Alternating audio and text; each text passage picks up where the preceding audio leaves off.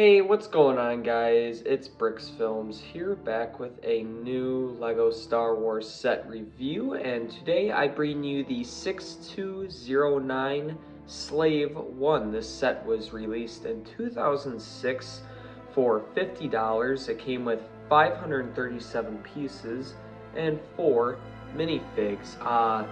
In a way, sorta 5 minifigs, and we'll dive into that in a bit. But this was the third Slave 1 that LEGO ever made.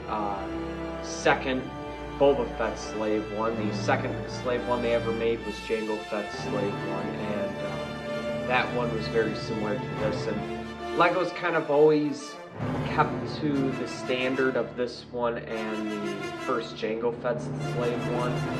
The very next Boba Fett Slave 1 they did after this was in 2010, and it's very similar to this set. I own both, but this was one of the best upgrades ever in LEGO history, comparing this Slave 1 to the first Slave 1 they ever did. Miles apart, and this looks absolutely astonishing for this set. Unfortunately, I do not have the instructions or the box for this set, so we're gonna just dive right on into the set review itself. So obviously we'll start off with the minifigs,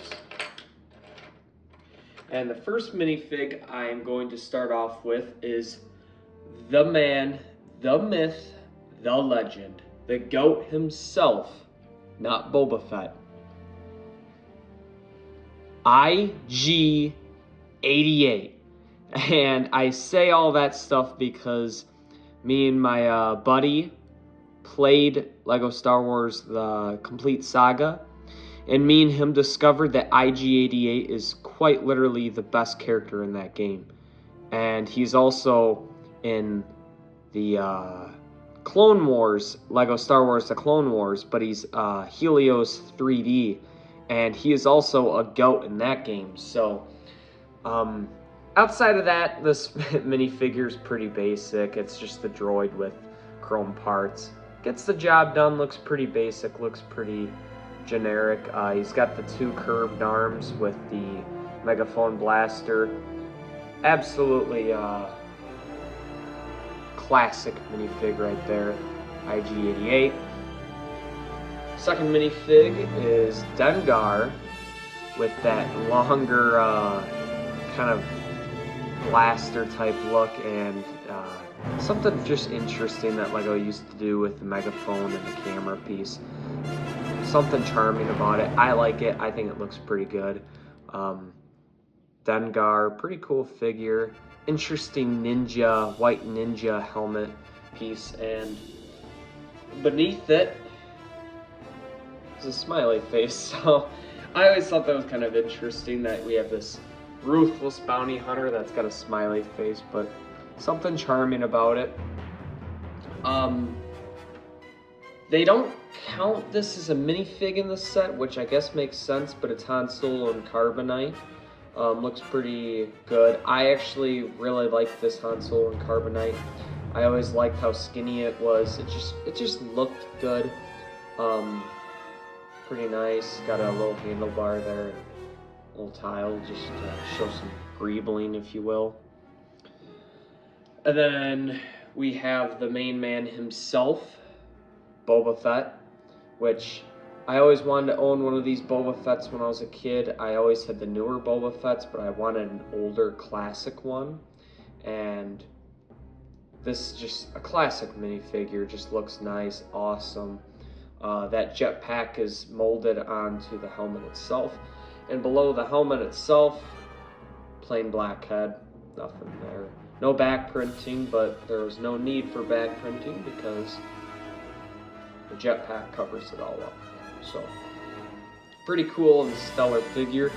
The final figure that came with this set, and there's a reasoning behind why I'm showing him last, is a Bespin Guard. And something that I find really interesting about this minifigure, there's arm printing. Now, like I said at the beginning of this video, I don't have the instructions or the box with this. But I will put up right now something very interesting about the box and the instructions is that they include a not a UCS, Cloud City Boba Fett with the arm and leg printing. So that plus this minifigure makes me believe that originally this Slave 1 was supposed to come with the Cloud City Boba Fett, which came with arm and leg printing. That's what I believe, and the arm printing on this guy and the instructions and box art honestly makes me think that this set was originally supposed to come with that. And who knows what that would have done to the price of the actual Cloud City Boba Fett, but I don't know if they were originally going to do it and they backed out of it. But anyways, that's the Bespin Guard minifigure. I didn't really talk much about him. Got the smiley face, no back printing, really cool arm printing, but yeah, that's that. The minifig selection in this set's absolutely stellar, but honestly, almost all the Slave ones have a great minifig selection, so that doesn't really surprise me. So, moving these guys off to the side, we get to the Slave one itself. I really like the colors of this set. I like the brown with the, I don't know what type of green you want to call that, burnt green? No, not burnt green. There's a certain name, I'm just not thinking of it right now. This set's got quite a bit of play features, and we'll start off with the side up here in the front. These guns can move individually, almost 360 degrees. You can, yeah, 360 degrees when you get right there, kind of, but either way, move individually, pretty nice. These doors up here open, and both sides have two of them, and they kind of show a kind of a blaster, I think is what they were going for. I'll move it a bit closer so you guys can see. But it's got a megaphone piece with a transparent orange cone piece, and I think those were intended to be like extra blasters for your minifigs. The set already comes with enough blasters for all your minifigs as is, but I guess it doesn't hurt to have some extra on there. Pretty cool there. Close that up. If you open up these hinged pieces, we have some missiles, which are pretty cool. These don't fire off. You got one on each side. They don't fire off. You just kind of have to open them up and then kind of pull them off and then aim with kind of use your imagination. I'm all right with that because honestly, those flick fire missiles that they always put in there, you kind of have to do that anyways. So I don't mind the inclusion of this and having to use your imagination. So I think it looks pretty good, and I like that they included it. Pretty nice. Got a door here that you can open up. That just some extra storage space, and same thing on the other side.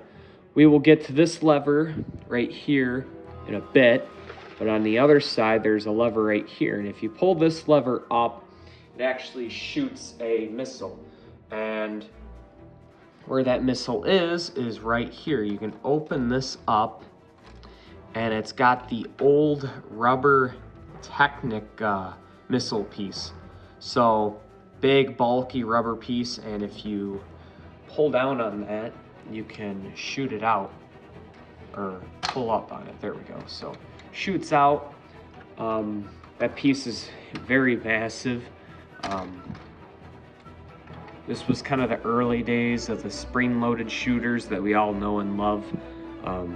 And honestly, this piece was awesome. It did a really good job, and you can really do some damage with this missile.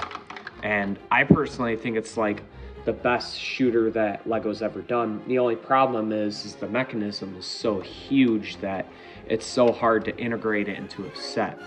But the sets that do have it integrated into it, like this set, it's just an awesome play feature. You can really, and like I've said, I'm not a big fan of the spring-loaded shooters, the flick-fired missiles. I'm a pretty big fan of this because you can really knock over some stuff with this. So really awesome that they included that. Before we do anything else, love the greebling they do right here. Love the greebling. Love the greebling up in here. Like the look of this. Just looks really nice all around. We'll rotate this around and open up this cockpit, which just pulls off like that. And we have a console piece there. That's where you're supposed to put Boba Fett, obviously. And I'll get Boba Fett right now and put him there for you guys. And it's got that console piece. Looks pretty good. I'll open this up so there's more light in there. But you guys can see that spring-loaded rubber Technic piece better. But while I'm doing this, you guys can actually see that the wings go with the actual, what do you call it, the seating platform for Boba Fett. That's something that they've always been able to do in almost all the Slave ones. The only Slave one that's never had that function was the very first one they did back in 1999 or 2000. I can't remember. The very first Slave one they did didn't have this feature, but this one does. That the panels go with the actual seating console.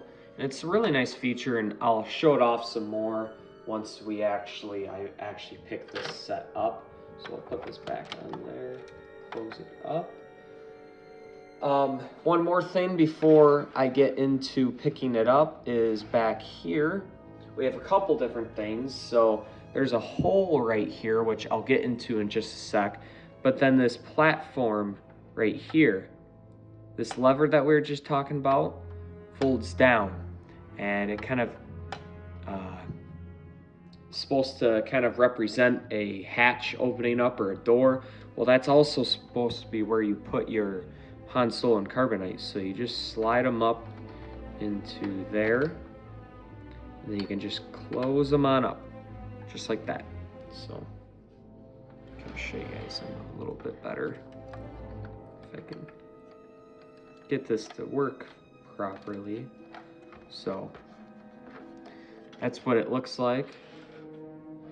And you just flip it down and boom, there's Han Solo and Carbonite. Pretty nice feature. I really like it. So there's that hole that we were talking about, and I'll get to that in just a second. But while we're here, while I'm holding it like this, you guys can see the functionality of those wings with being able to rotate with the center of gravity, and you can see Boba Fett up in there kind of moving with it. Really nice play feature. And on the back here we have all this nice greebling for engines, all that look pretty good. Really like the inclusion of thrusters here. It just looks really nice. Down here we have a bombing feature, and this is the very last play feature of the set, where what you do is you pull this forward, and there's these white heads, and you're supposed to kind of like represent them falling out. And I'll show you what these look like in just a sec. They're just plain white heads. They're supposed to represent bombs, but anyways, how it works is there's a hole right here, and you just drop them on in, and that's that. And it's hard to work and hard to use with the Slave ones, since the ship doesn't fly like this, it flies like this. So when you use it, it doesn't really work, but anyways, what you do is you pull up on it, on this, and they fall on out. So you can kind of use it if the Slave one, I guess, that broke off. You can kind of use it, I guess, if the Slave one's like flying this way, you know, like how it does in The Mandalorian, that scene. But outside of that, you kind of have to use your imagination a lot, like these missiles do. So I don't mind it. I think it's still a nice play feature to have. I like the inclusion of it. So with that, that's about it for this set. So yet again, third Slave One Lego ever did. And very second Boba Fett Slave One that Lego ever did. Honest thoughts about this set, I really like this set. I think it's a great set. I think Lego did an amazing job at the time for this set. It just captures all the looks of the Slave One. The colors weren't too bad. I know it's supposed to technically, this brown is supposed to technically be more of a red, but Lego eventually did correct that, and at the time they didn't really have the pieces for that. The greebling looks nice, the play features are nice, and the thing that, once again, that I said earlier in the video that I don't think the Slave Ones really get enough credit for is their minifig selection. The Slave Ones, the Lego Slave Ones always have a great minifigure selection, outside of the very first Slave One that they ever did, which I will eventually do a review on. But this set's just a great minifig selection. You get 3 classic bounty hunters, you get an awesome Bespin guard with arm printing, and a Han Solo and Carbonite. You can't go wrong with it. This set for $50 at the time for 537 pieces was an absolute steal. I can't believe that this set with 5 minifigs, iconic ship for $50 happened. Absolutely awesome. Getting it now used, you're paying about $124. Brand new in the box is $283. And honestly, $120 for a classic set like this and a classic ship, I think is a pretty fair deal. You get 4, 5, I guess, technically, minifigs that are collectors, that are just awesome. You get the GOAT himself, IG-88. I'm just kidding, obviously, the GOAT Boba Fett. And all around, this set's awesome. So I would personally get this set. Maybe that's just me being a little biased since Boba Fett is my all-time favorite Star Wars character. But with that being said, you guys can't go wrong with this set. If you guys enjoyed this Lego set review, please hit that like button and check out my other Lego set reviews. I do a lot of these older sets. And yeah, so see you guys in the next video. Bye.